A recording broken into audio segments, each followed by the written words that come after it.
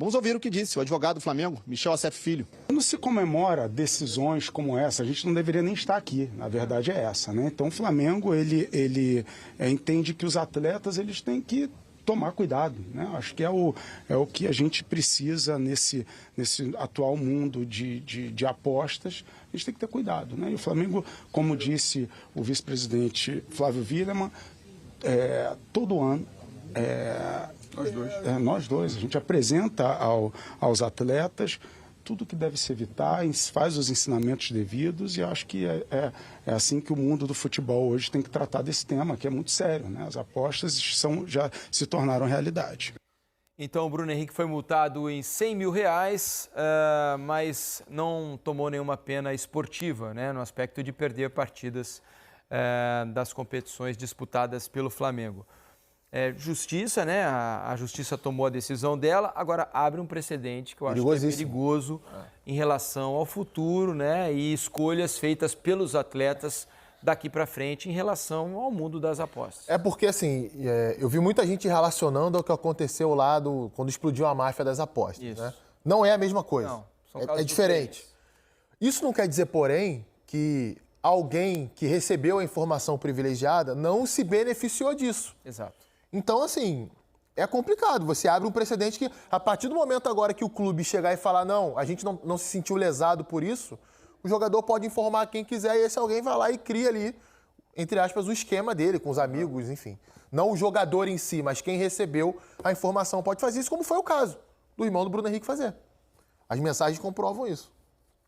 É isso. Algo mais, senhor Alex?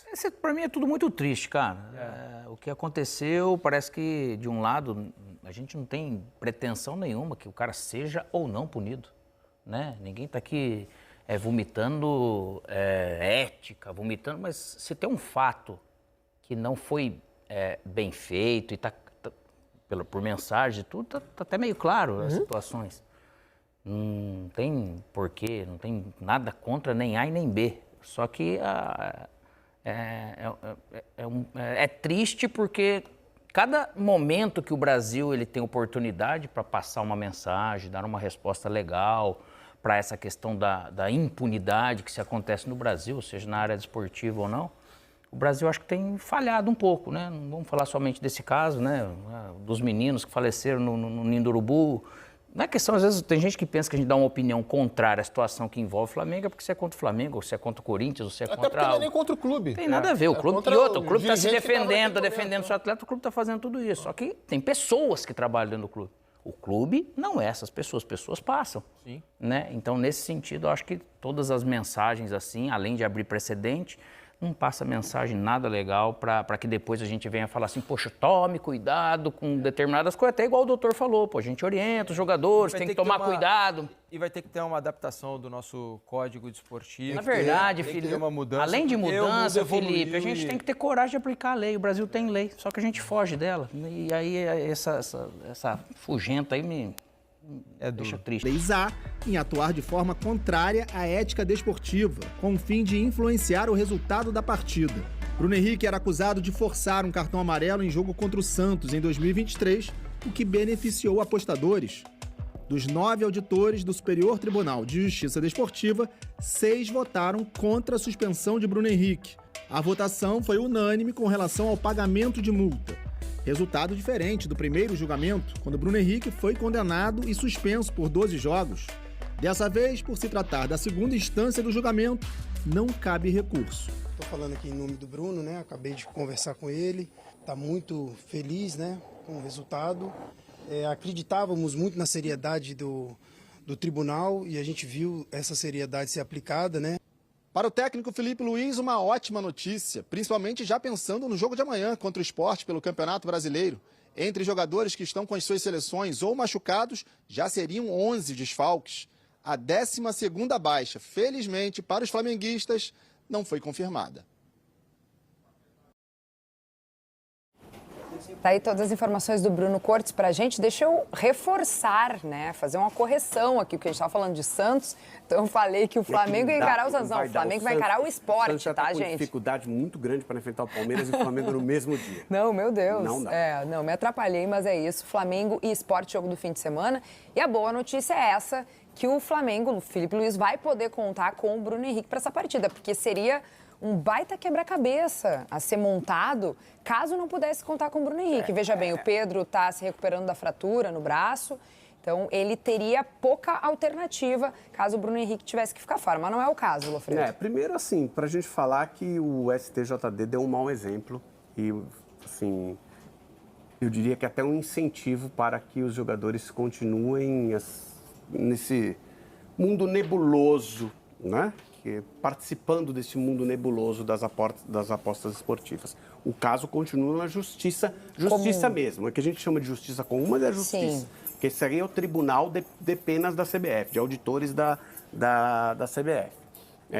O código é omisso e, por isso, o caso deveria ser tratado na omissão do código e não em artigos aleatórios. Aí, dentro dos artigos aleatórios, o caminho acaba sendo a absolvição mesmo, né? Um dos artigos é se ele prejudicou a própria equipe tomando o cartão amarelo. Obviamente, ele não prejudicou a própria equipe porque o cartão amarelo estava previsto.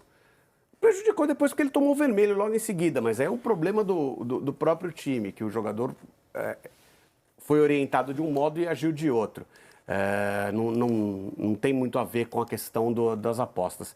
Enfim, acho que... E 100 mil, vamos lá. 100 mil reais de multa é um valor irrisório no mundo do futebol. Primeiro que, normalmente não é o jogador que arca com essa multa. Normalmente o clube vai lá e banca, tá? E depois que mesmo que o Bruno Henrique tivesse que arcar com esses 100 mil reais de multa, 100 mil reais na vida do Bruno Henrique é como se dessem uma multa de 5 reais pra gente. Sim, tá? Não é nada. Entendeu? Não diria que de 5, mas para muita gente... Olha, para quem ganha um salário mínimo, se você pegar e tirar 50 reais dos 1.500 reais, dá um peso muito maior do que se você tirar 100 mil reais do salário do Bruno Henrique, tá? Então, assim, é nada a multa. Não houve nenhuma pena, o Flamengo não trata como uma absolvição, porque houve uma multa. Mas o que aconteceu foi uma absolvição. Absolvição de um caso que está sendo acompanhado na justiça. Então, acho que o STJD foi mal. Talvez a pena, o número de jogos, talvez pudesse até ser trabalhado melhor, eram 12, né? Mas não dava para ter sido uma pena apenas pecuniária. Bom, olhando para esse jogo contra o Sport, como é que o Felipe Luiz vai trabalhar essa equipe, sendo que ele também tem bastante desfalques, são 11 no total, como a gente viu ali na reportagem, mas tem o Bruno Henrique à disposição, então o centroavante vai estar lá. Não, vamos deixar claro que não são 11 desfalques da data FIFA. Não, nem todos são convocados, ele tem departamento médico. Desfalques de departamento médico, assim como o Palmeiras tem desfalques de suspensão. Isso aí. E o Felipe Luiz tem a mesma situação do Abel. Ele vai escalar um time e você vai olhar e falar assim, esse time, olha, não sei se poderia ser o titular do Flamengo, mas tem jogadores aqui que são jogadores presentes com regularidade no time titular e mesmo que fosse mais fraco ainda, ele vai enfrentar o Sport, não é nem na Ilha do Retiro, tá? Então, tem menos pressão ainda, um Sport praticamente rebaixado, não está matematicamente, mas provavelmente estará na segunda-feira, no domingo, né? Então, e o Flamengo joga com uma condição que talvez o próprio Flamengo não estivesse prevendo. O Flamengo estava 3 pontos atrás do Palmeiras, critério de desempate favorável ao Palmeiras. Agora o Flamengo está empatado, perdendo apenas o critério de desempate, que é o número de vitórias. Sempre foi o número de vitórias, tá, gente? A gente pode até questionar se é melhor, se é pior, de outra maneira, mas o critério no Brasil sempre foi o número de vitórias, não é surpreendente. Então o Flamengo está lá, o Palmeiras 21 vitórias, o Flamengo 20. Quando terminar o jogo entre Flamengo e Sport, provavelmente o Flamengo estará 3 pontos à frente do Palmeiras, colocando uma pressão, colocando uma situação que o Palmeiras não pode nem empatar. Tem que vencer para seguir na frente. Então, o jogo é importantíssimo para o Flamengo e essa rodada pode colocar o Flamengo com maiores chances de título do que o Palmeiras. Porque depois o caminho dos dois ele é bem semelhante. Acho que o Flamengo tem um pouquinho mais de dificuldade, principalmente na última rodada, mas eles têm um caminho bastante semelhante e uma diferença de pontuação, faltando 5 rodadas, porque eles vão completar 33, né? Vão faltar 5 rodadas, uma diferença de pontuação será crucial nessas 5 rodadas que faltam, sendo que eles enfrentam 3 adversários iguais e na última rodada eu acho que tem um peso que o Palmeiras pega o Ceará, que já não vai ter muito interesse no campeonato. O Mirassol também provavelmente não vai ter muito interesse, que vai estar entre os 4 primeiros colocados, mas a campanha do Mirassol e o time do Mirassol é bem melhor. Duelos importantíssimos de jogos atrasados do Campeonato Brasileiro, Flamengo e Palmeiras, nessa queda de braço pela liderança do Brasileirão até as últimas rodadas, pelo que está se encaminhando. Até o fim, diria Luiz Carlos Júnior.